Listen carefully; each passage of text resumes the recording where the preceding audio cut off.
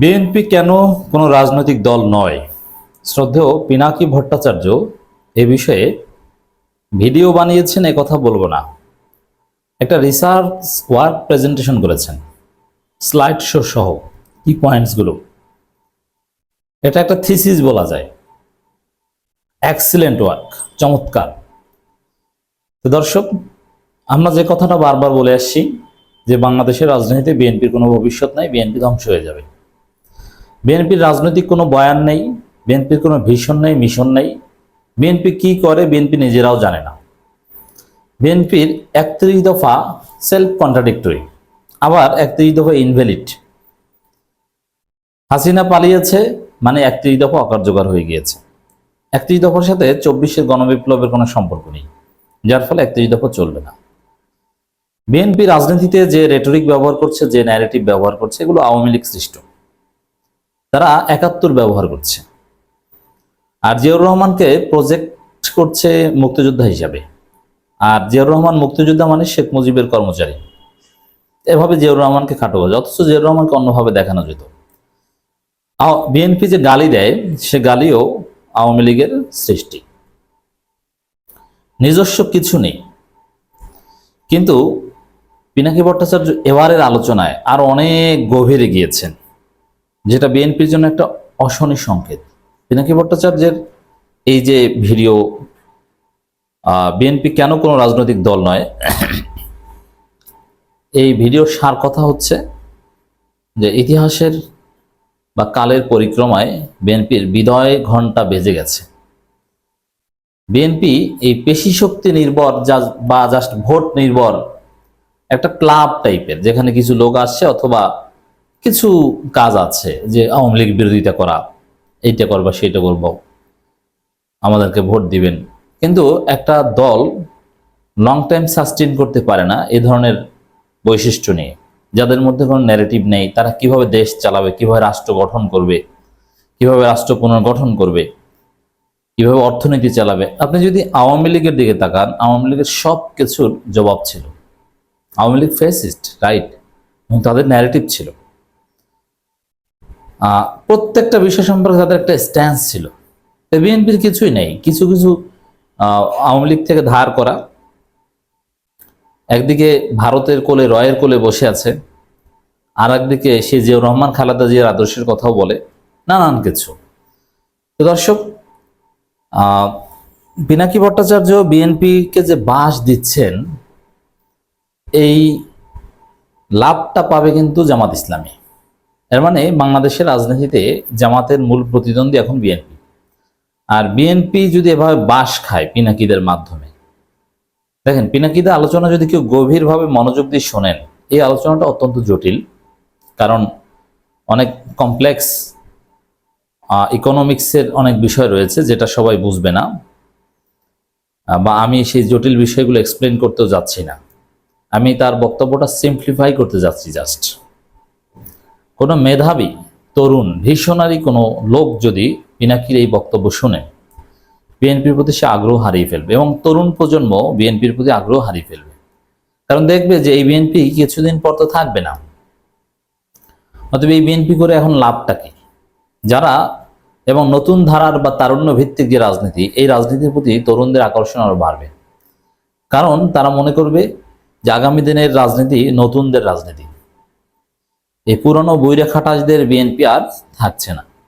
এমনকি বিএনপির মধ্যে যারা তরুণ নেতৃত্ব আছে, ইঞ্জিনিয়ার ইশরাক, তাবিতা ওয়াল, কিংবা শহীদুদ্দিন চৌধুরী এনি, সুলতান সালাউদ্দিন টুকু, এরকম পটেনশিয়াল অনেক তরুণ নেতা, তারাও অন্য কিছু চিন্তা করতে পারেন যদি গভীরভাবে এই বিষয়টা মনোযোগ দিয়ে শুনে থাকেন।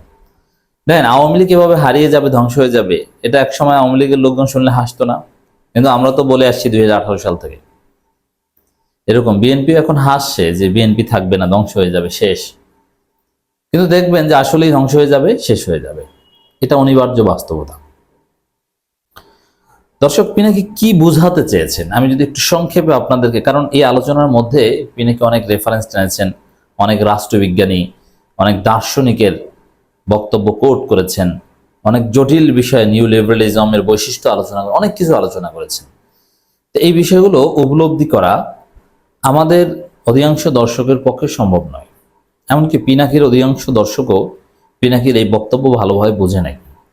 তা আমি এক কথায় যদি বলি, বিএনপি ধ্বংস হবে, বিএনপি থাকবে না, এটা কোনো রাজনৈতিক দলই না, এটা একটা ক্লাব। বিএনপির যে বৈশিষ্ট্য বর্তমানে একটা রাজনৈতিক দল হিসেবে টিকে থাকার জন্য ক্ষমতায় আসা, রাষ্ট্র পরিচালনা করা বারবার, এজন্য যে বৈশিষ্ট্য থাকা দরকার এটা তাদের মধ্যে নাই। তারা আসলে সুন্দরভাবে দেশ পরিচালনা করতে পারবে না, ক্ষমতায় আসলেই আরো তাড়াতাড়ি ধরাটা খাবে। এটা হচ্ছে তার বক্তব্যের সামাপ। দর্শক, মির্জা ফখরুল ইসলাম আলমগীর সহ বিএনপি নেতৃত্বের একটা অংশের উপর বাম ভূত আছে। আর বাম ইডিওলজি, জিয়াউর রহমানের যে থিওরি বা বর্তমান যে বাস্তবতা, এগুলোর সাথে একদম যায় না। অথচ এখনো সে বাম ভূত মির্জা ফখরুলদের উপর আছে। এর মানে বাম ভূতটা কি? এই যে বর্তমান world order, US dominated, world bank, IMF dominated world order, এটাকে বিশ্বাস করে না।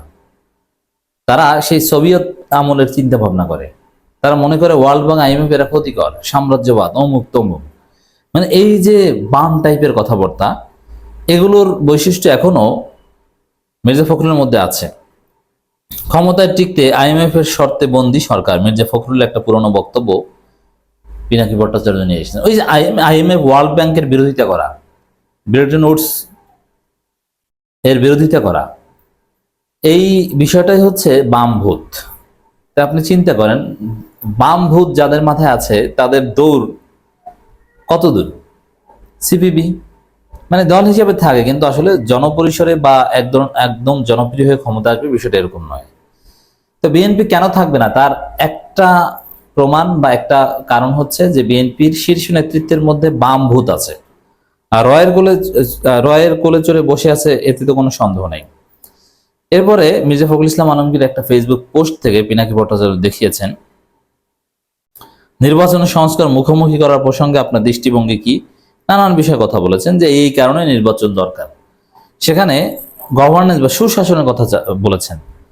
এই গুড গভর্নেন্স বা সুশাসন, এই বিষয়গুলো বলতে বিএনপি কি বোঝায়, এটার উপর কেন গুরুত্ব দিচ্ছে? এখন এটা হচ্ছে নিউ লিবারালিজমের কনসেপ্ট। আর পিনাকি যেটা দেখিয়েছেন যে বিএনপির ক্রাইসিস হচ্ছে, একদিকে বিএনপি নিউ লিবারালিজম ইডিওলজি বা ফিলোসফি কন্টেইন করে, পজেস করে, আর একদিকে বিএনপি 31 দফার অনেক কিছুই নিউ লিবারালিজমের সাথে কন্ট্রাডিক্টরি। আবার বাংলাদেশের বাস্তবতায় নিউ লিবারালিজম যে থিওরি, সবকিছু প্রাইভেটাইজেশন করে দেয়া, সবকিছু বেসরকারীকরণ, সরকার কোনো ভর্তুকি দেবে না, কিচ্ছু করবে না, সব বেসরকারীকরণ, ইউরোপ আমেরিকায় যেটা আছে, এটা বাংলাদেশের জন্য প্রযোজ্য না। ওই সময় বাংলাদেশে আসেনি।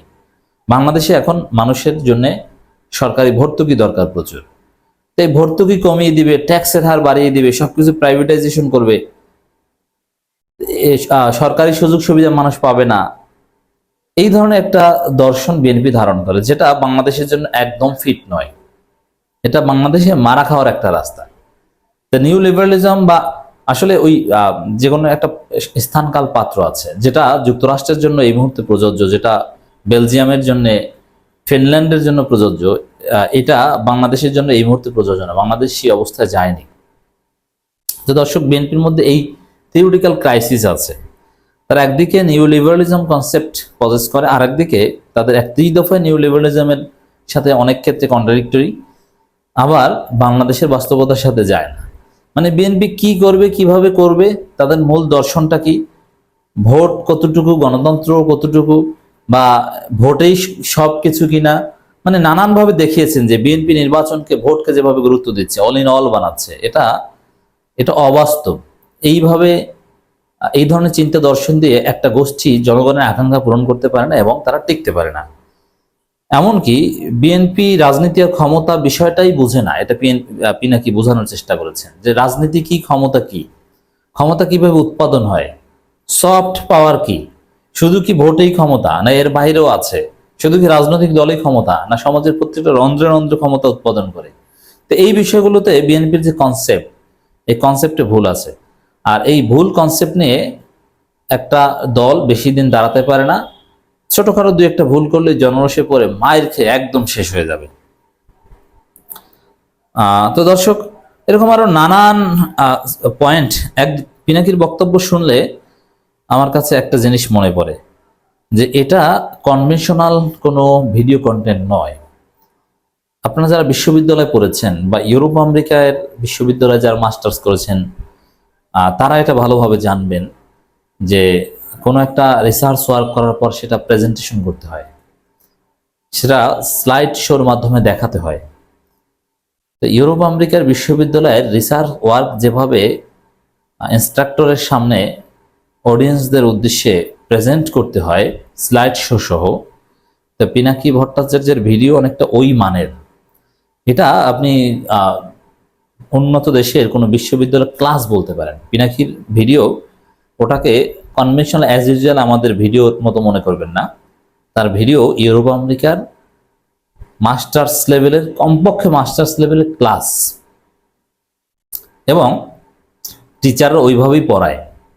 কোনো একটা জিনিস বোঝানোর জন্য পিনাকি যেভাবে স্লাইড শো দেখায় রেফারেন্স সহ ওইভাবেই পড়ায়, এবং তার স্লাইডের স্টাইলগুলো অনেকটা এরকম, ডেকোরেশন অনেকটা এরকম।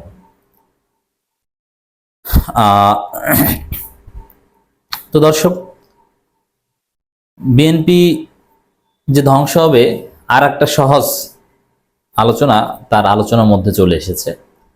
যেমন ভারতের রিপাবলিক বাংলার একটা ক্লিপ দেখিয়েছেন, যার অর্থ হচ্ছে অনিবার্যভাবে বিএনপি সামনে আওয়ামী লীগের সাথে জোট করবে ডক্টর ইউনূস সরকারের বিরুদ্ধে এবং ভারত বিরোধী থেকে সরে আসবে। ভারতের সহায়তা চাইবে বিএনপি, আওয়ামী লীগের সাথে জোট করবে মাঠের আন্দোলনে, যেরকম এরশাদের বিরুদ্ধে করেছিল। এটা ভবিষ্যৎবাণী। আপনি চিন্তা করেন যে বাংলাদেশে ভারতের সহায়তা চাইবে কেউ এবং আওয়ামী লীগের সাথে জোট করবে, তার পিঠের চামড়া থাকবে? সে রাজনৈতিক দল হিসেবে থাকবে? থাকবে না। মানে সব মিলিয়ে বিএনপির যে ক্রাইসিস, বিএনপির যে রাজনীতি, বিএনপির যে চিন্তা দর্শন, বিএনপির যে 31 দফা, যেটা তাদেরই ধারণ করা নিউ লিবারালিজম এর সাথে কন্ট্রাডিক্টরি অনেকগুলো পয়েন্ট, মানে এইভাবে একটা দল থাকতে পারে না, টিকতে পারে না। তো এক কথায় যদি বলি দর্শক, জাতিকে জানিয়ে দিন, মানুষকে জানিয়ে দিন, পলিটিক্যাল সায়েন্সের থিওরি, ইকোনমিক্সের থিওরি, গ্লোবাল পলিটিক্সের থিওরি বলে যে বিএনপি থাকবে না, রাজনৈতিক দল হিসেবে বিএনপি ধ্বংস হবে, বিএনপির মেয়াদ শেষ, এদের বিদায় ঘন্টা আসছে।